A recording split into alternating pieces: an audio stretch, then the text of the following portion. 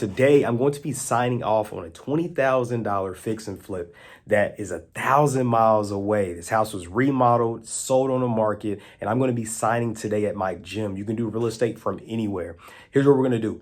I'm going to have you follow along with me. I'm going to give you the breakdown on how this deal all went down, give you the proof, show you the settlement statement, go through the settlement statement with you so you can know how to interpret a settlement statement. There's going to be a lot of value in today's video. All you have to do, stick around, follow along. Now listen, if this is information where you're like, man, this is interesting, man, I want to know how I can flip, man, I want to know how I can flip from anywhere. I want to know how I could, get properties under contract and buy them and remodel them and not need to be there physically, maybe live a nomad lifestyle. Subscribe to this channel. I'm going to continuously give you value on how you can do this from anywhere. There's a lot of guys who, stand by just going by the house and being there locally. And I used to be that way, but being in this game for almost a decade this year, I now understand that real estate does not have to be local. And so if you're somebody who'd like to do deals, maybe your market is a tough market and you want to do deals outside of the state. And when I say tough market, I mean, maybe it's, oversaturated, or you feel like the prices of the real estate is too expensive. You want to do deals somewhere else. I want you to follow along, but more than anything, I want you to subscribe to this channel. I'm going to show you multiple ways, and you can go through my other videos, right? Multiple ways how to get deals done regardless of where you are, okay? And so anyway, today we're going to be going up to the gym, getting this deal all wrapped up. I'm going to sign, and then I'm going to walk you through the settlement statement so that way you understand how to interpret one. I'm going to show you so much more. All right. So stick around. Let's get it. All right, y'all. About to hop in the car, roll up here. I'm going to sign. While I'm signing, I'm going to do a voiceover explaining a few things. Number one, how I got the deal. Number two, how I underwrote the deal in terms of understanding what it was worth. And then number three, how I secured the funding to get the deal done. How long it took to get the deal remodeled and back on the market, all the ups and downs I went through with this thing because it was not an easy deal. And I'm going to walk you through how I made money. After that, I'm going to come back home, do a screen share, and walk you through the settlement statement, which is the receipt showing how much money I made, where all the money went, and everything like that. Okay, so we're going to go through this entire thing. Roll with me. I'm going to be in the car kind of talking to you as well. Let's hop in. Let's go.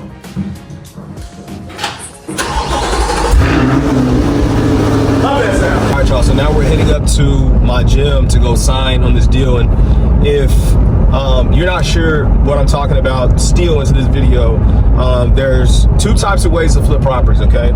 Number one, you have what's called a wholesale, which I teach a lot on my channel, which is where you go into contract with a seller and you sell your contract interest to a buyer, an investor, or somebody who wants to live in a house. It doesn't really matter. Then you have a fix and flip, right? This is what most people know about. This is the most famous, right? When you look at platforms like, HGTV and these other platforms, a lot of people, know about fixing and flipping. But what you don't know is the process of actually getting one done in terms of what goes into it, how to secure the funding and all of that. And that's what this video is pretty much going to teach you. But what we did was we went under contract. We found a property from my dad actually found this property. We got this house under contract, and when we got it under contract, I reached out to somebody who's lent me money before, and this was a private lender. And a private lender is different than a bank. I know some people teach, about banks, but private lending is different.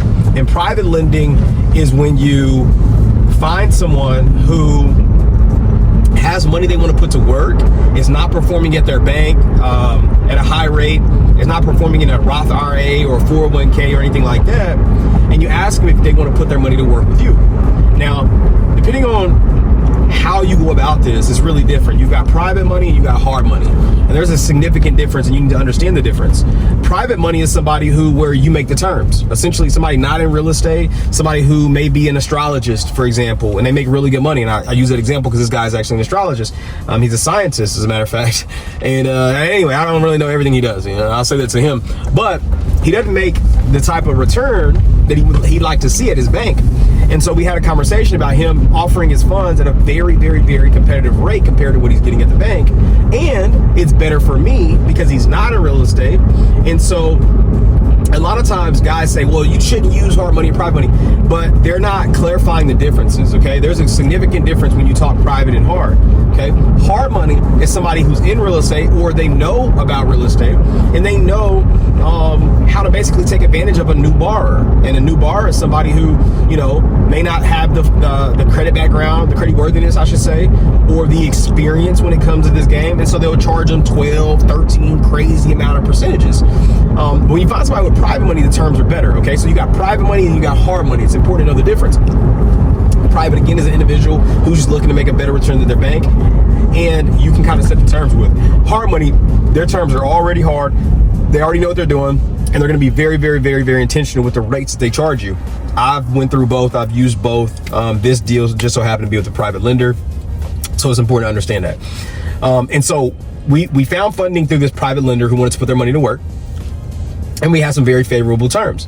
And those terms consisted of just a small origination fee and then a small monthly payment that we actually didn't have to make every month, because this private lender, and I advise you to structure your deals this way, does not want monthly payments. You know, a lot of guys, you know, talk about going to the bank, but this guy didn't even want monthly payments. The payments were just added on to the end payoff, which worked out. We got paid a wholesale fee once we sold it to ourselves, which that's a whole nother video. We'll talk about that. We got paid a wholesale fee of $15,000, and then we flipped the property, and I'm going to sign right now for the remainder of the amount of money that we're going to receive as proceeds. And again, I'll go through the settlement statement, all that stuff. But yeah, that's the way it all went down. We got this property under contract. We found it. We then found the funding for it. We then remodeled the property, and then we put it on the market to sell. And honestly, y'all, this deal took a lot longer to sell than I'm comfortable with on any of my other deals. It took a while. There's a lot of things going on. My family and I moved out of town in the midst of the remodel. We had several contractors go over to this property and do half work. One company went out, kind of started the stuff. They were just dragging their feet. They were working on 2 properties of mine at the time. Drug their feet for like 2 months of kept just dragging me out, saying they're getting this done, saying they're getting this done, sending me photos, right? I was out of town. I couldn't really see the work they were doing. And I finally just made the call and fired those guys. You know, I was like, hey, just leave the job. Had other guys go in, work behind them, which typically contractors hate cleaning up other people's work, and they hate putting their stamp on other people's work. So they'll either charge you a lot, or just say they did it, or they'll kind of drag their feet as well. You know, I mean, and the next guys, they did a good job, I'm not gonna lie, but they got to like the last like 15% and they just stopped showing up. Like I don't know really what happened with that contractor, but I had to have somebody else come in, button up all the finishes that they didn't finish, get it on the market, and it still wasn't, in my opinion, 100% complete. It wasn't 100% of what we'd like to see. And so all this stuff is going on. In the time interim, I'm racking up monthly holding costs and different things like that. And so it was a big deal. We brought a partner in, and that partner, it was just all these different moving pieces. And so deals work out, right? And deals go south. And this deal right here is one that I wouldn't say really went south. It's definitely a learning lesson, but I had a lot of moving pieces, so I didn't anticipate it to be the best deal once it kind of some of these things start coming back. So I'm saying all of this to you because I want to show you the reality, behind some of these deals. A lot of times, it looks good on paper. We show these big checks, but you never really know what goes into it. You really don't know what happens behind scenes whenever deals are going on. And you see the wins a lot of times with a lot of people, including myself. You see a lot of wins, but you don't really see the losses. And I think that's one of the things that sucks. A lot of people could be sitting on their couch. They just got off work, or, on their lunch break watching a video like, man, this dude made 20,000. I'm about to walk in here and make 3,000, and how am I supposed to do? Like, the pains and the emotions and the tough things you go through at work every single day, I guarantee you're going to be dealing with pains and tough things out here as well. And so don't lose sight of what you have, and don't underappreciate what you have, because you never really know what goes into having what people show you they have. Okay, and so that's an important lesson. But anyway, I want to give you the background on that. We're actually almost here where we're about to sign. Now, the way we're doing this, this property is 1,000 miles away from us, and that's really the biggest flex, if you will, in this video that I wanted to portray, is just teach people, like, you can do real estate from anywhere. It's not really the dollar amount I'm trying to motivate you with is more so understanding that real estate is not local like people tell you. You can do deals from anywhere. And so we're 1,000 miles away. This property, again, was remodeled and it came with its own issues, but we still got it done and we're still walking away with some cash. Now, like I was telling you, you can do real estate from anywhere. And what we're signing today with is called a mobile notary. Okay, this is somebody who, exactly what it sounds like, they're mobile and they can notarize documents on behalf of the title company. Now, if I was in Mexico, it would essentially be the same thing. It's not hard to find a notary. That, or they'll do what's called a mail out, where they mail you the documents. If you can't find a notary, you sign them in front of a notary and then you just overnight them back to the title company. The closing is actually tomorrow. But since I'm the seller, they got me signing first, and then they'll have the documents ready for the buyer to sign tomorrow. Okay? And so what we're doing right now is me and my wife are driving up to our gym where we have a notary meeting us. I just didn't feel comfortable with somebody just coming to the house. So meeting us here at the gym, we're gonna get them to give us the documents, we're gonna sign them, and then they're responsible for mailing these documents back to our title company overnight. Now, the mobile notary, I think essentially is like a $140 fee or whatever to sign these documents, but a lot of people think that you can't do deals or you have to be in that market to do it, and this video is proof that you don't, okay? And so we're gonna go ahead and go meet up with this notary and get these documents signed, and we'll have video proof and all that stuff, and then we'll go over the settlement statement. So I hope this is valuable to you. Again, a mobile notary can help you get documents done from wherever. Keep that in mind whenever you're doing deals or looking to do your first deal. This is super important for people who are in crappy markets, like oversaturated markets, like a California, if you will, where real estate is really expensive, where it's tough to get deals done. You can do deals virtually. I mean, wholesaling or flipping. And if you don't want to do flips, I recommend you get into wholesaling because it's a lot less headache than what I experienced with this flip. But again, if you're in California and you want to do a deal in a less saturated market, or a market where home values are a lot lower, you can target a Oklahoma, you can target a Ohio, you can target a Nebraska, you can target a North Carolina, right? You can hit these markets and still get deals done virtually, okay? And this video should be an example. So let's go up here real fast and let's get this stuff all signed. All right, y'all, this is me sitting down, signing my closing documents with the mobile notary, okay? So these documents are the documents I have to sign in order to get this deal across the finish line and mail back to my hometown. Here is a settlement statement of the property that I sold. At the top, you're gonna see the date.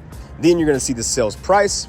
Over in the middle, you're gonna see the debits. These are the amounts that I was charged, okay? So you see $6,000, which is a seller credit, the amount that I had to actually pay for the buyer to buy the property in terms of closing costs they requested, which are fees by the title company that they wanted waived.